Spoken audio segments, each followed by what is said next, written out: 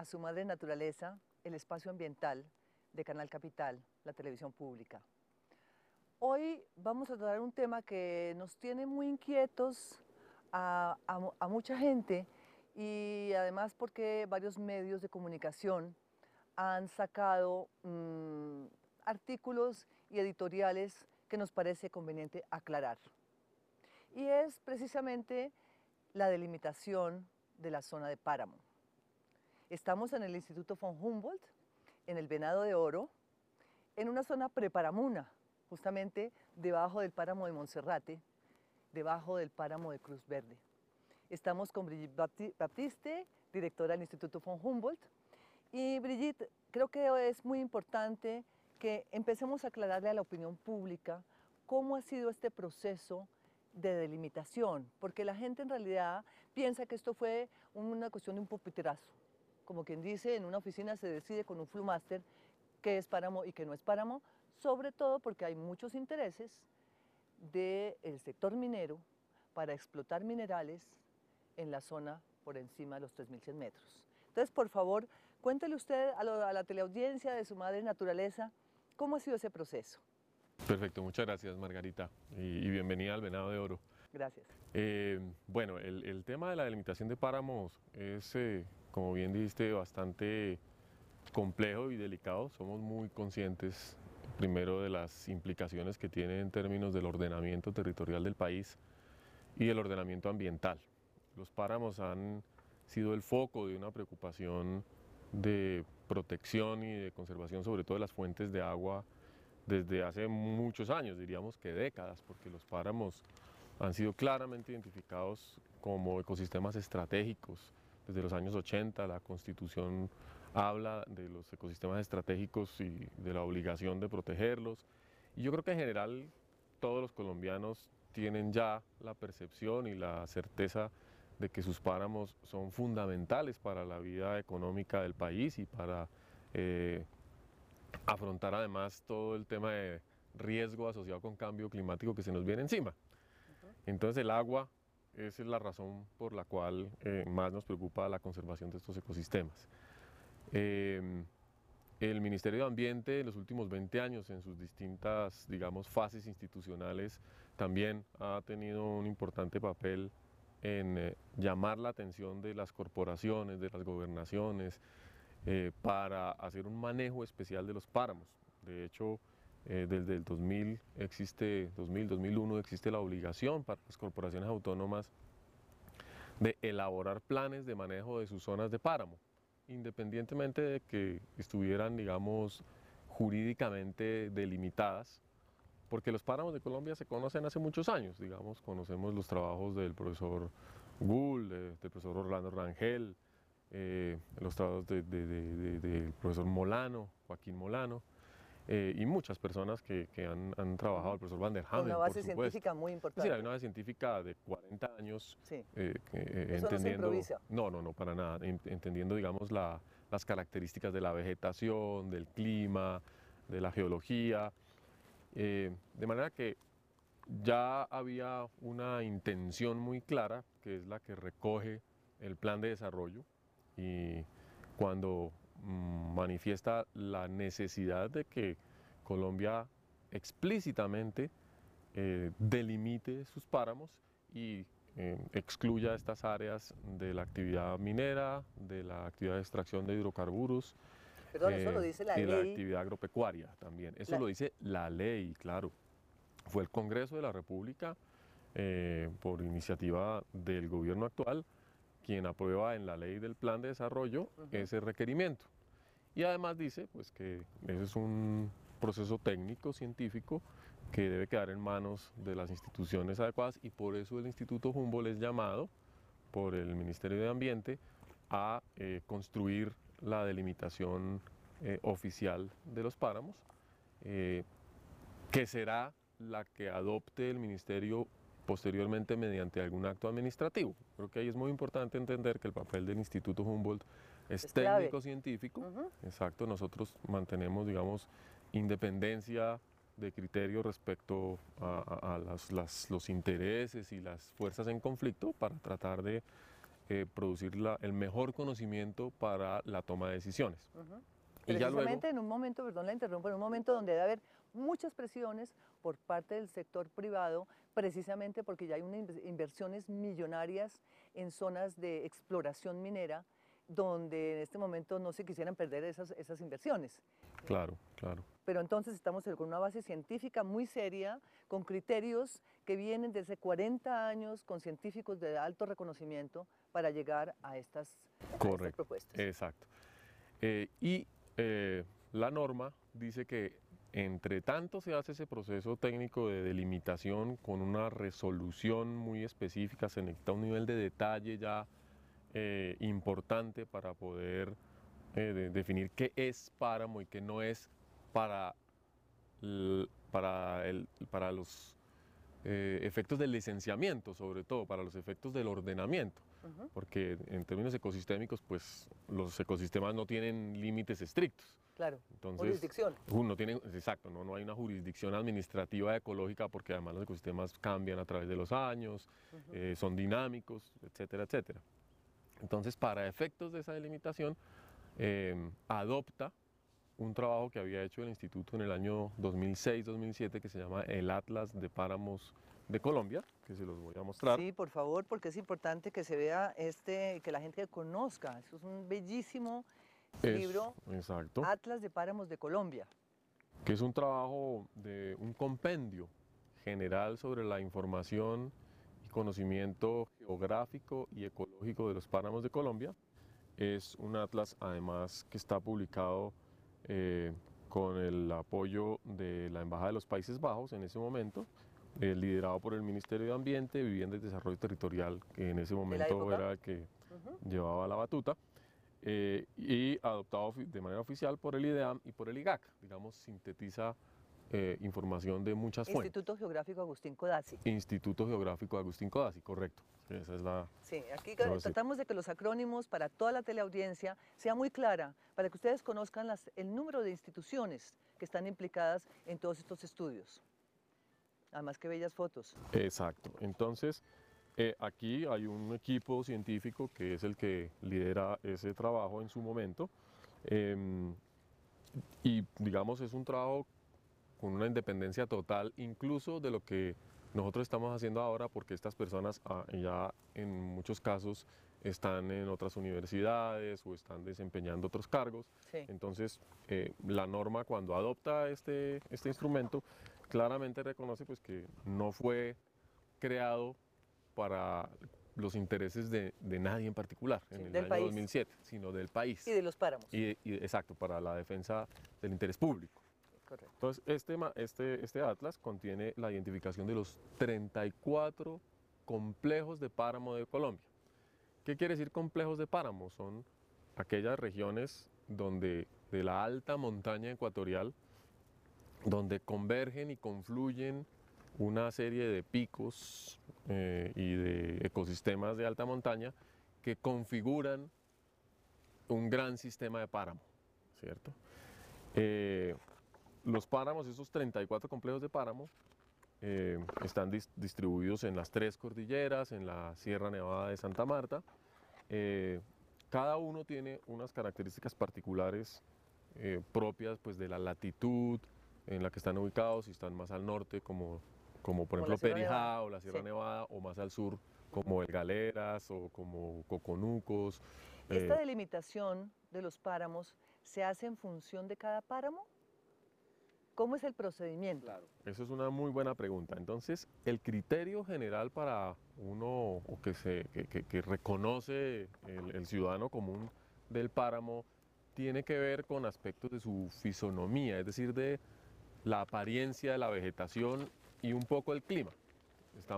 La visión general de todos es que el páramo es un sitio de alta montaña, muy frío, ¿cierto? Y con una vegetación distinta, una vegetación normalmente arbustiva, frailejonales. Lo que tratamos de hacer nosotros es precisar realmente las variables que definen lo que es un páramo para ir más allá de esa percepción, digamos, accidental o momentánea. Y poder decir, no, un páramo es un conjunto de condiciones ecológicas muy peculiar que tiene una variación natural en el país por la posición y la evolución además de los páramos. Pero Brigitte, también es importante que se sepa que Colombia tiene el 49% de los páramos del mundo. O sea, la gente no se da cuenta de esta riqueza que tiene el país y que a su vez esto cubre casi 3 millones de hectáreas. Correcto, correcto. Los páramos, digamos, son uno de los ecosistemas más autóctonos, más propios de Colombia y excepcionales en el planeta. Digamos, así como el imaginario puede reconocer el desierto del Sahara como algo totalmente típico del norte de África, solo hay desierto del Sahara allá. Solo hay páramos en Colombia, en Venezuela, en Ecuador, un poquito en el norte de Perú y unos punticos chiquitos en Costa Rica. ¿Y Bolivia? Sí, en Bolivia no. ¿En Bolivia no hay páramos? En Bolivia páramos? no hay páramos. Ya, digamos, de Perú, de la mitad de Perú, incluso desde Cajamarca hacia el sur de Perú, ya estamos hablando de Jalcas, de Puna, porque la condición climática cambia sustancialmente. ¿Con la latitud? Con la latitud. Y el factor fundamental que nos hace tan especiales, como en casi todos los demás ecosistemas, es la humedad, la pluviosidad. Los páramos son en general ecosistemas ecuatoriales, es decir, ubicados en la franja ecuatorial del globo, donde hay una pluviosidad o una captura de agua muy importante, que por eso cumplen esa función de regulación hídrica de esponja. muy especial. Y si uno mira en el cinturón planetario, hay ecosistemas, digamos, parecidos en Nueva Guinea, un poquito en África, en el Kilimanjaro, en algunas islas, digamos, de Oceanía, de Asia. Del Ecuador alrededor del mundo. Entonces, uno, en algunos casos se ha hablado de páramos del mundo y ha habido congresos de páramos del mundo, pero en una, digamos, en una invitación a entender los equivalentes ecológicos que existen en esos países, y por supuesto en los países no se llaman páramo, ni nadie lo reconoce como tal, pero tienen funciones parecidas. Pero es en Colombia, por su naturaleza andina, donde estos ecosistemas tienen una expresión importantísima. De nivel internacional. De nivel internacional, sí. Y eso además tiene que ver pues, con la particular evolución de la geología colombiana, de la aparición de la cordillera de los Andes relativamente reciente, y los páramos como unos ecosistemas muy jóvenes, donde ha habido una capacidad también de aparición de especies y de colonización que hace que en términos de biodiversidad también sean muy importantes. Entonces tenemos por eso el carácter estratégico. Eso sí, no hay duda que con este patrimonio nacional de importancia mundial tenemos que tener mucha claridad de cómo lo manejamos. Entonces, Brigitte, la pregunta es, ¿existen unas riquezas debajo de los páramos?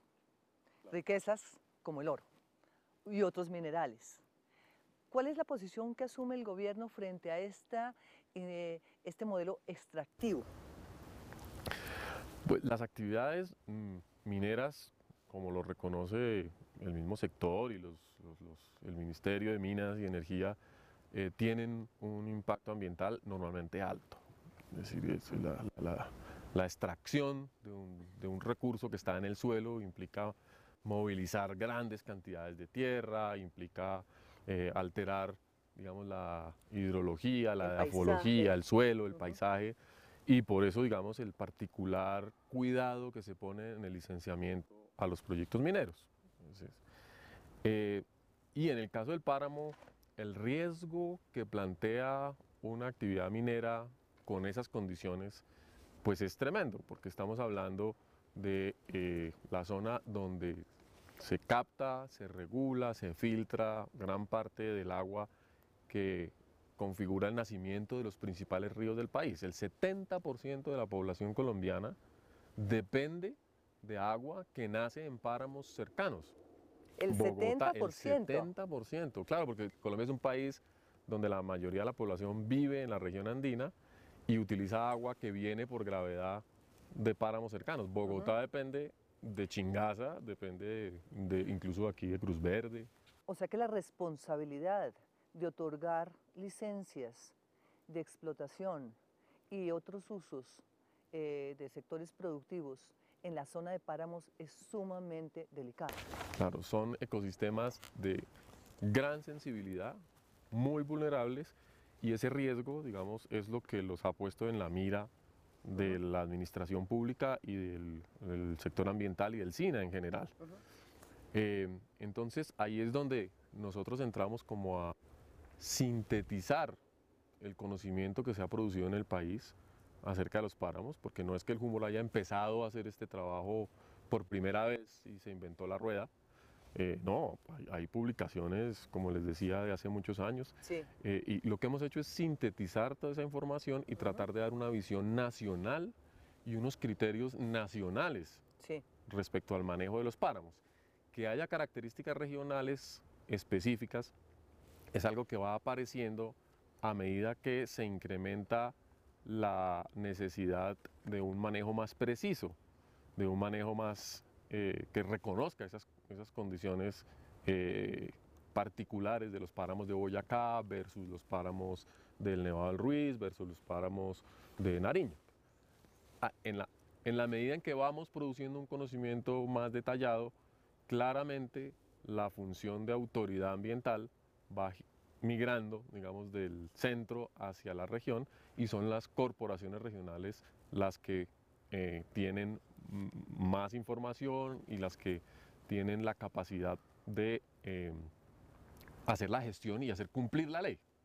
Entonces, el instituto con el ministerio lo que va haciendo es ir pasando de una resolución de 250.000, 250.000, que es una resolución muy gruesa, grande, con niveles de imprecisión, digamos, de un flumáster que puede representar 500 metros. Una franja que representa 500 metros en un mapa, que es una franja muy grande. Claro. ¿Sí? A una etapa intermedia con una precisión ya de 100 metros, que es escala 100.000 con precisión.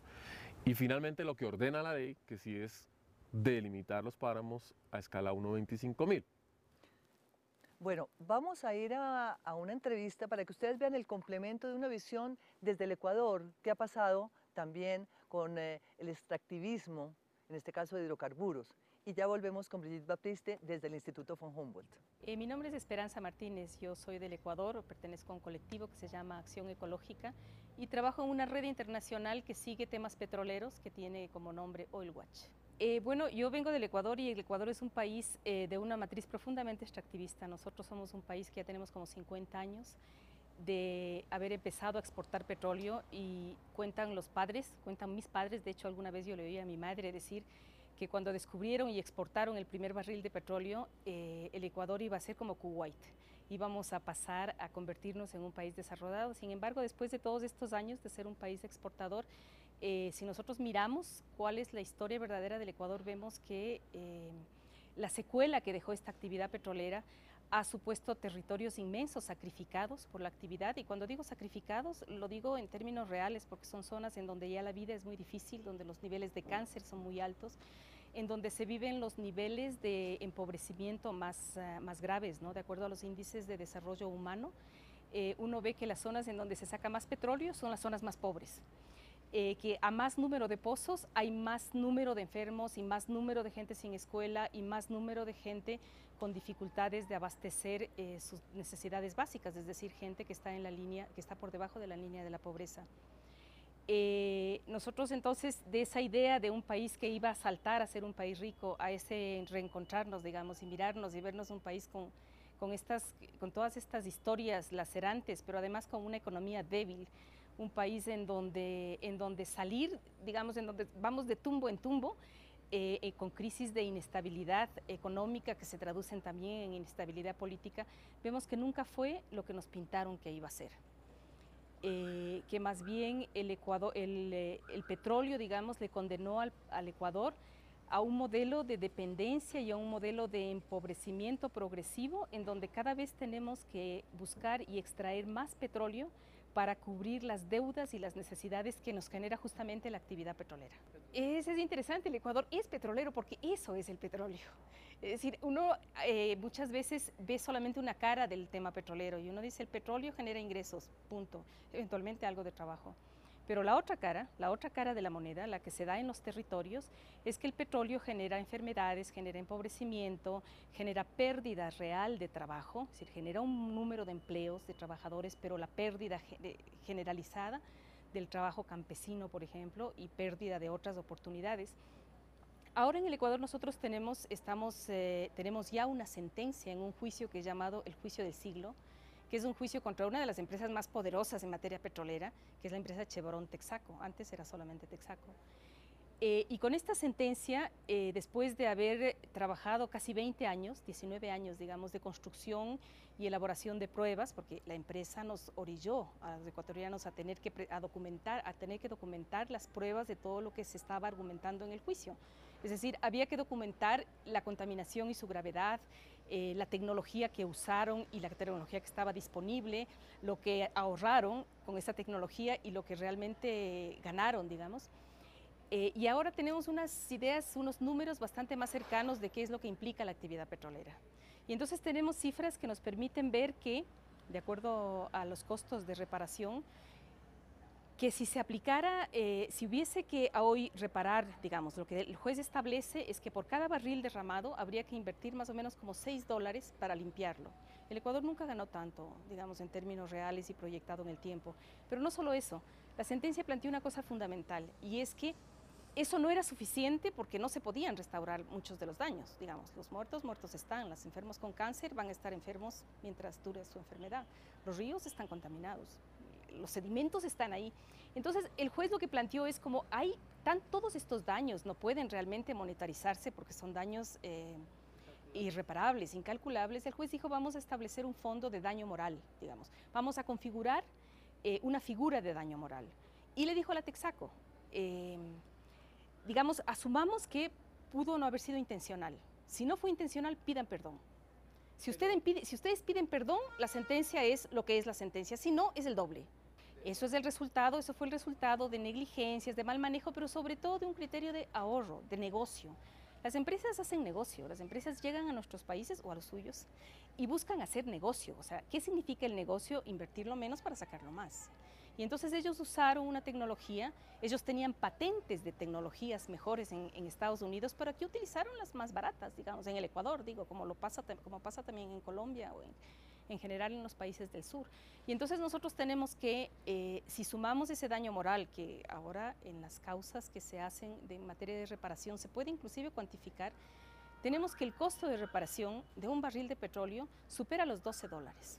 Entonces uno debería hacer el cálculo de si tiene sentido o no tiene sentido continuar con estas dinámicas, más aún considerando que todos los crudos que tenemos de aquí en adelante son crudos que van a tener un impacto mayor, porque es verdad que ha habido cambios tecnológicos, o sea, nadie puede negar que no ha habido inversión en tecnología, pero la inversión que ha habido en tecnología es una inversión para sacar crudos más pesados, más contaminantes, con menos dinero. Entonces los impactos reales al medio ambiente van a continuar y van a ser mucho mayores.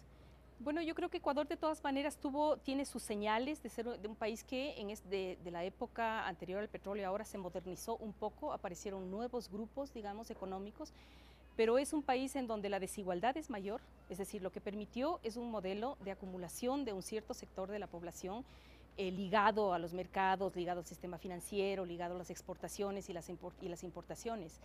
La brecha se abrió más y se encuentran señales de mayor modernidad, digamos, en las ciudades, como suele ocurrir, ¿no? En las ciudades, en los centros, en las capitales. Pero, digamos, la otra parte es como demasiado fuerte. Ahora uno siempre dice, ¿qué hubiera pasado si no habría habido petróleo? Siempre queda la duda, ¿no? ¿Será que la capital todavía no tendría, no sé, carreteras? Y entonces uno puede mirar lo que ha pasado en otros países que no entraron en la dinámica de extracción y exportación de materias primas. Y la verdad es que la mayoría de ellos están en mejores condiciones que el Ecuador. Tú tienes casos como Costa Rica, digamos, que nunca entró en las actividades petroleras y tiene niveles de vida mucho más altos, niveles de desigualdad menores, un nivel en general de calidad de vida mayor. O casos como Uruguay. En ambos casos, pero particularmente en el caso de Costa Rica, esta reflexión creo que llegó a ser tan importante que Costa Rica se dio el lujo de decir, bueno, tenemos reservas petroleras, podríamos explorar y explotarlas, pero es mejor que no. Y se declaró en moratoria a la actividad de extracción, y es un país libre de petróleo, ¿no? Ahora en el Ecuador intentamos una propuesta, digamos, similar en el Yasuní. Es una zona de alta biodiversidad, un territorio de pueblos indígenas, una zona con mucha agua. Entonces nosotros decimos, si ya sabemos lo que pasó en la parte más interior de la Amazonía, digamos, en la parte más alta de la Amazonía ecuatoriana, que es la zona de la Texaco, no podemos permitir que las partes bajas, que son más frágiles, empiecen a un proceso de destrucción, ¿no? En el Ecuador hay una historia antigua, desde la colonia, como en toda América Latina, de extracción de minerales, pero basado básicamente en actividades artesanales, que es muy contaminante, pero que en la medida en que es de escala baja y que es desarrollada de manera artesanal, el costo ambiental es muy alto, pero es muy compleja la situación, digamos, es algo que es necesario resolver, porque tienes muchísima gente que está empeñado en estas actividades, y estas actividades provocan no solo la destrucción del suelo, sino sobre todo la destrucción del agua, por consumo o por destrucción del agua, ¿no? El gran problema que tenemos es que, a pesar de tener esa historia de 500 años de actividades extractivas y una secuela de daños, ahora se pretende agigantar la actividad minera, y ahora se pretende convertirle al Ecuador en un país minero. Inclusive en algún momento se ha planteado que como estamos ya en el declive petrolero, porque el mundo entero está en estos procesos del declive del petróleo convencional, podríamos cubrir esa disminución con actividad minera, ¿no? Justamente lo que se pretende ahora es empezar la explotación con minería a gran escala, a cielo abierto, sin minería industrial, que es una actividad que se está asentando sobre las zonas artesanales, y entonces está inclusive desplazando a esos trabajadores, pero está aumentando además los niveles de contaminación, porque ahí hay una verdad que creo que hay que siempre subrayarla. Los problemas de contaminación tienen que ver con la escala, tienen que ver con el ritmo. Si es más grande la operación, es más grande la contaminación. Pueden haber tecnologías, pero la premisa se mantiene: mayor escala, mayor destrucción.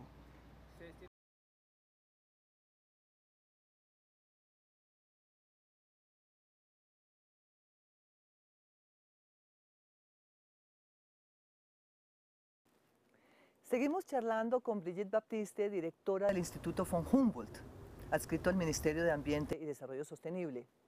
Esta conversación es muy importante en una coyuntura política del país frente a las locomotoras. Locomotoras que de una manera u otra están incidiendo en la conservación de los páramos. Ya nos dijo anteriormente que más del 70% de la población del país vive y toma agua de los páramos. Entonces, esto plantea un tema más grueso, conceptual, que es todo el tema del extractivismo. Estamos extrayendo recursos naturales para la economía del país. Brigitte, en su concepto de bióloga y de directora del instituto, ¿usted cómo ve a futuro, en el largo plazo, el extractivismo? Bueno, el extractivismo es exactamente la receta contraria a la sostenibilidad, por definición. Es decir, uno no puede reemplazar un recurso no renovable como lo son, por ejemplo, los minerales o los hidrocarburos, y no puede depender para el bienestar de la población a futuro, sobre todo, de esa riqueza que desaparece. Es indispensable que, si uno acude a estos recursos, garantice que está transfiriendo esos excedentes o gran parte de esa riqueza en la construcción de esa sostenibilidad que dentro de 20 años o dentro de 30 años va a ser la exigencia central de nuestros nietos, porque ya no va a haber esos recursos con los cuales ni siquiera participar en la economía mundial. Entonces, el extractivismo, pues, a cualquier ecólogo, ecóloga, le preocupa mucho, porque además tiende a generar unos costos, un deterioro que daña el resto de las posibilidades de soporte vital de esa economía futura. Lo que llama Joan Martínez Alier los pasivos ambientales. Correcto. Entonces, ya hoy en día nos estamos enfrentando a un país donde hay unos pasivos ambientales gigantescos causados por actividades de los años 40, 50, 60, por los que además nadie responde. Ya nos toca a los colombianos, nos toca asumirlos, exactamente. La contaminación por mercurio en el Bajo Río Cauca, derivada de toda la minería ilegal e informal de 50 años, 100 años, incluso mucho más, ¿cierto? La destrucción de bosques, la erosión causada por el mal uso de todos estos ecosistemas, pues deteriora la capacidad vital del ecosistema de renovarse y de poder tener una oferta ambiental a perpetuidad. Y además finalmente el recurso se va. Y se va y bueno... Y desaparece. Y por lo menos, digamos, no pareciera que se traduce en bienestar para las poblaciones locales. Seguramente ha contribuido con el crecimiento económico del país y con la economía nacional, está muy bien. Pero no estamos viendo tampoco, y es una de las preocupaciones grandes, que de toda esa promesa extractivista haya una reinversión ambiental sustancial, ¿cierto? Entonces, mientras no exista esa garantía, tenemos que ser supremamente precavidos, porque ¿por qué vamos a sacrificar, o como dice el doctor Wilches Chaux, para qué vamos a vender un riñón para comprar una máquina de diálisis? Es absurdo. Entonces, desde el punto de vista de sostenibilidad, y por supuesto en mi carácter de directora de un instituto preocupado por la biodiversidad, yo promuevo una apuesta hacia la vida, hacia el mantenimiento de los ecosistemas y las funciones vitales, porque en ellos podemos confiar ahora, dentro de 20 y dentro de 100 años. Entonces la apuesta minera o de hidrocarburos tiene que ser con un contexto muy claro de a dónde van a llevarse esas ganancias o esos productos. O sea, que estamos hablando que no es que no se pueda hacer, es que hay que hacerlo bien y con unos límites muy claros. Correcto, correcto. Y en eso entonces estamos confrontados en este momento, y como lo dijimos anteriormente, a unas presiones en los medios de comunicación que defienden a ultranza y además con unos apelativos como los ambientalistas son fundamentalistas y cosas de estas que uno dice, pero si esto es simplemente la racionalidad de mantener la vida frente a las presiones del mercado. Entonces, ¿cómo hacemos entenderle a la teleaudiencia de que lo que estamos tratando es de tener todos los criterios lo más científicamente sustentados, ahí sí, para entender cuáles son esos límites? Sí, indudablemente. Yo creo que debemos evitar una polarización con simplificaciones, porque el tema ambiental y en Colombia debe estar basado en investigación y en conocimiento. El problema es que como estamos tan atrasados en esa producción de conocimiento. ¿En investigación? En investigación, pues tenemos también una deuda acumulada de inversión en investigación para conocer el funcionamiento ecológico del país, para conocer la biodiversidad, porque pues se ve como un tema siempre suplementario, algo colateral, algo, y resulta, a mi criterio, es uno de los ejes de la identidad nacional y de las características que debemos manejar. Cuénteme una cosa, y en este sentido, ¿cómo ha sido y cómo sigue siendo el proceso participativo en la investigación que ustedes vienen haciendo como Instituto von Humboldt en las regiones claves donde hay que hacer esta delimitación de los páramos? Claro. Bueno, el proceso técnico es muy exigente en términos de la calidad de la información, porque entre más se vaya uno a lo local, los ecosistemas se van volviendo más borrosos, por decirlo de alguna manera. Los ecosistemas funcionan como unidades a gran escala, sí, ¿cierto? Entonces, si uno aproxima la lupa, por decirlo así, al territorio, como con Google Earth, por ejemplo, uno en el computador se va acercando y se acerca mucho, pierde la resolución. De vista, exacto, pierde de vista el contexto. Entonces empieza la pregunta un tanto burlona que nos hacía el alcalde de Betas y que comparto. Decía, bueno, no, yo me levanto en mi casa en el bosque andino y voy al baño y paso al páramo. ¿Por dónde está la línea? Y decía, no, señor alcalde, la línea, la delimitación del ecosistema no es una línea de 1 centímetro que separe la mesa del comedor, De la sala. sino realmente es una franja de transición que identificamos y siempre va a tener un nivel de imprecisión de 25, de 50 metros en plano, lo cual en una montaña donde hay un risco recto de 100 metros de altura, perfectamente puede haber una diferencia de 3.000 a 3.500 metros en 40 de longitud. Entonces, no simplifiquemos la discusión de esa manera, entendamos qué quiere decir que hay ecosistema páramo, qué quiere decir que hay personas produciendo y trabajando en el páramo, con una cultura paramera también, que reconocemos que existe. Paramuna. O paramuna, ¿sí? Sí. Y que deben ser considerados en el manejo del páramo. Pero perdóneme, ahí le interrumpo, porque decía el alcalde de Betas en un artículo, en un medio de comunicación reciente, que se les va a quitar entonces, como que dice, el municipio se va a morir, va a desaparecer porque desaparecen las actividades productivas, porque sitúan al municipio en la zona de páramo. ¿Cuál es la respuesta del Estado frente a estas actividades que tienen que cambiar? Precisamente porque están en una zona de reserva y porque tienen unas fragilidades únicas. Entonces el Estado responde con unas propuestas alternativas en materia de productividad, ecoturismo, otros que no sean menos contaminantes y menos, digamos, amenazantes al páramo. Yo creo que has mencionado la clave del proceso, que es la transformación de las actividades productivas. Colombia debe ser un país que entre en una etapa de transición de economías extractivas, como ha sido históricamente, a economías sostenibles. Y eso no va a ser fácil, eso va a implicar una creatividad grande, innovación tecnológica e institucional.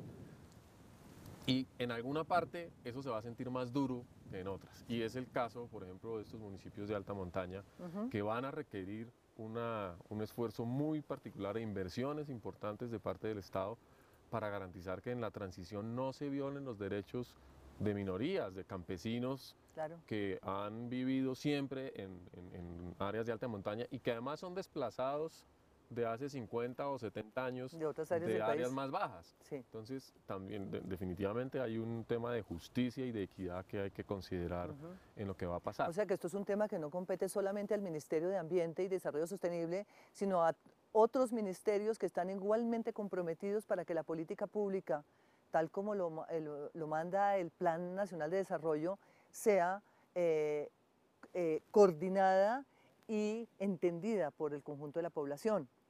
Bueno, esperemos entonces que en próxima emisión vamos a seguir trabajando estos temas porque amerita tener una visión de los distintos sectores que están comprometidos con esta situación actual. Estaremos en próxima entrega nuevamente con el ministro de Ambiente, con la viceministra, con otros actores sociales. Ojalá que el alcalde de Betas nos acompañe y de una vez le hacemos esta invitación pública, y ojalá también del sector minero, el ministro de Minas o el director ambiental del Ministerio de Minas, porque es que aquí donde se está dando esta negociación, digámoslo así, de intereses de distintos sectores. Brigitte, ¿cuál es el paso siguiente? Y ya para terminar esta etapa de la entrevista, ¿cómo siguen ustedes el estudio de la delimitación? ¿Hacia dónde van ahora? Bueno, afortunadamente el Fondo de Adaptación entendió la dimensión del problema y con el Ministerio de Ambiente y los demás institutos del SINA decidieron hacer una inversión importante en el tema de caracterización de los páramos a raíz pues de entender su función ecológica. Y ahora, digamos, sí vamos a poder tener como el músculo financiero y operativo que nos estaba haciendo falta para poder cumplir con el mandato de ley, y es entregar la información de calidad que se requiere para que el ministerio delimite y emita el acto administrativo que acompaña a la delimitación de todos los páramos de Colombia a escala Muy 1.25.000. bien, eso será además una información pública para conocimiento de todos. Vamos entonces a una pausa y a una entrevista con Joan Martínez Alier para que entendamos cuál es la situación del extractivismo y del post-extractivismo. Bueno, yo conozco que en Colombia el presidente tiene esta obsesión por la locomotora minera, ¿no es verdad? Y básicamente quiere decir carbón y quiere decir oro.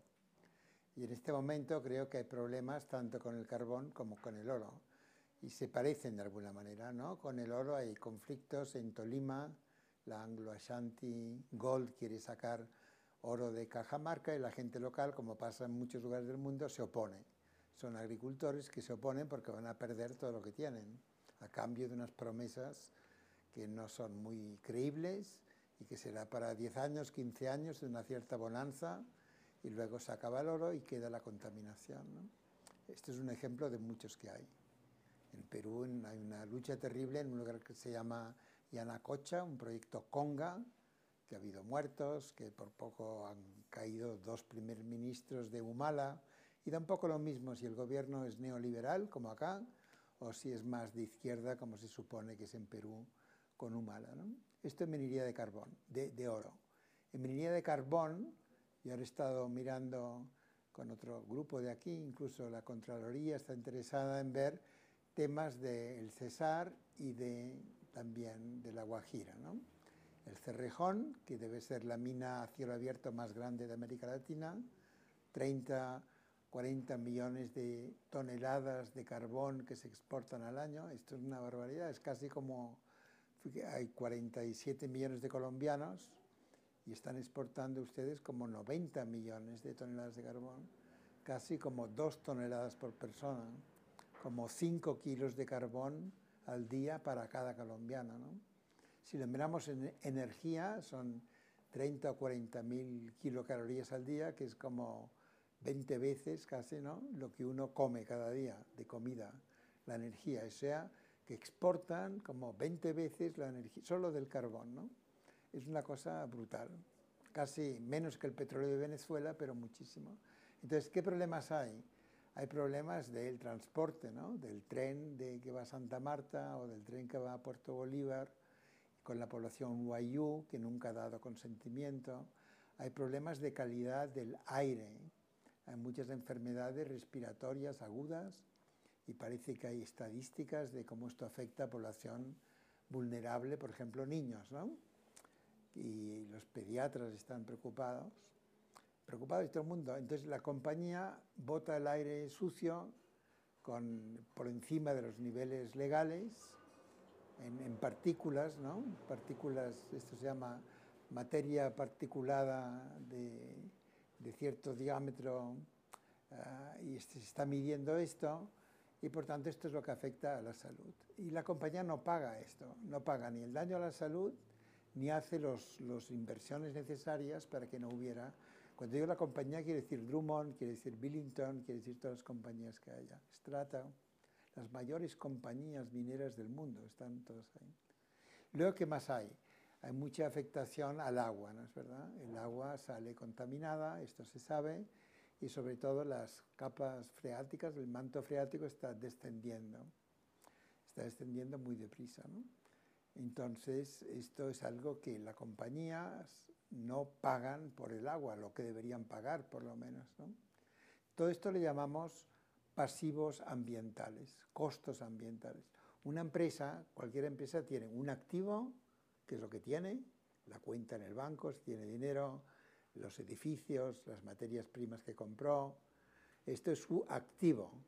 Y su pasivo es lo que debe.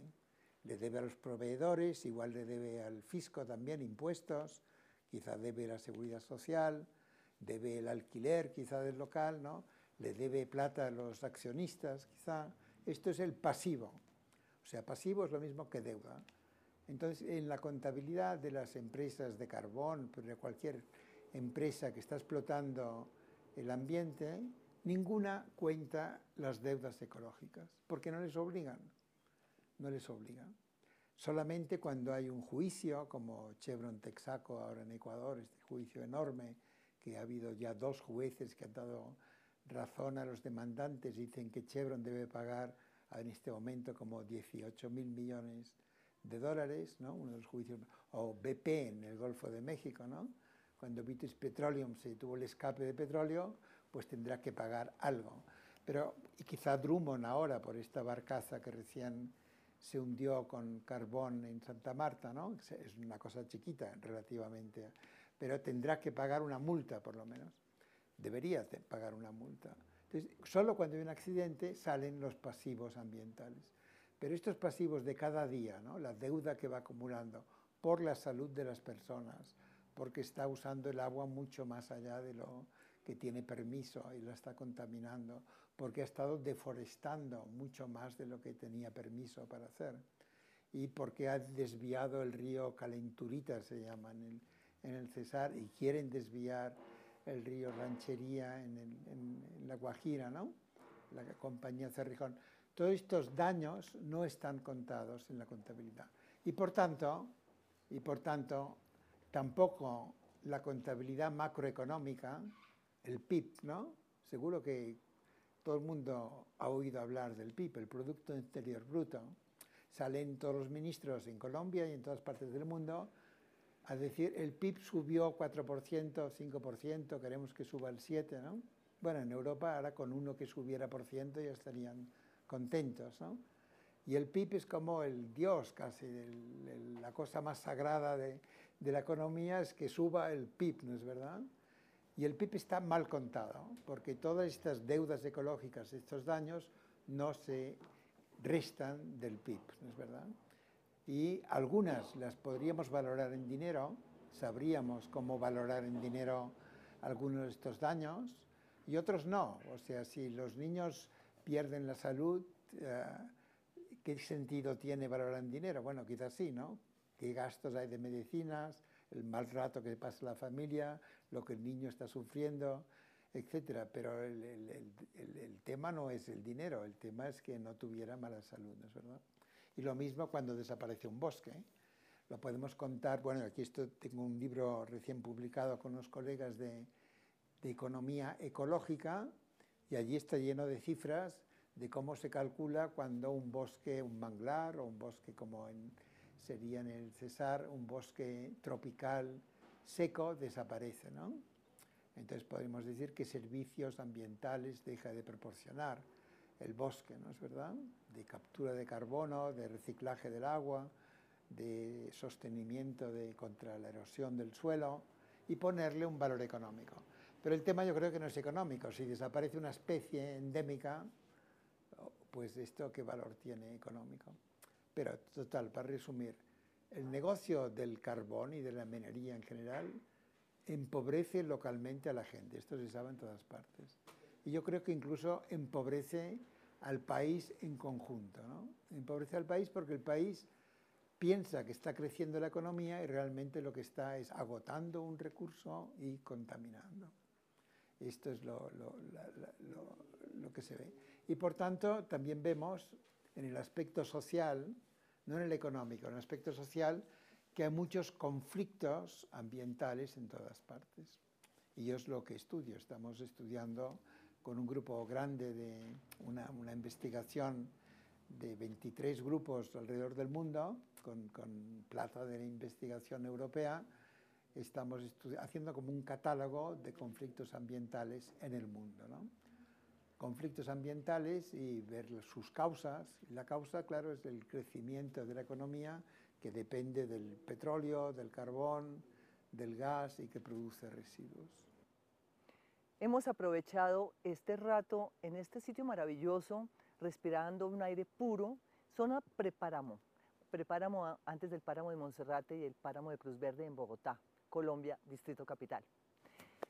Estamos con Brigitte Baptiste, vamos a terminar esta emisión, obviamente contándoles que vamos a seguir trabajando sobre este tema, y nos pueden ya escribir al correo electrónico sumadrenaturaleza@canalcapital.gov.co para que ustedes comenten y pregunten, porque esto se lo haremos saber a nuestros entrevistados, quienes además hoy nos han dado una visión no solamente de Colombia, sino de los páramos andinos, lo que sucede y el interés que tiene el páramo de Colombia a nivel internacional. Brigitte, ¿cuál es entonces la ruta a seguir en toda esta discusión, en su juicio? Creo que tenemos que hacer lo que la ley nos manda muy bien hecho. Colombia afronta un reto histórico, acorde con la complejidad de sus ecosistemas y de su cultura, que no puede despachar de un plumazo. Yo creo que hay que dejar que los científicos trabajen, lo estamos haciendo a marchas forzadas, entendemos la urgencia que tiene la nación, que tiene la sociedad de tener reglas claras para jugar, pero estamos haciéndolo bien y lo importante es que las decisiones de uso de recursos realmente beneficien a todos los colombianos y no constituyan un riesgo o una amenaza para las futuras generaciones. En eso estamos comprometidos. Bueno, entonces esperamos que el sector privado también entienda este argumento para que esas presiones que en este momento están latentes, allá lleguemos a un punto donde podamos conciliar intereses del bien público y del sector privado. Con esto les decimos hasta pronto con su madre naturaleza y como todos los viernes a las 8:30 de la noche, repetición los sábados a la 1 de la tarde. Hasta pronto.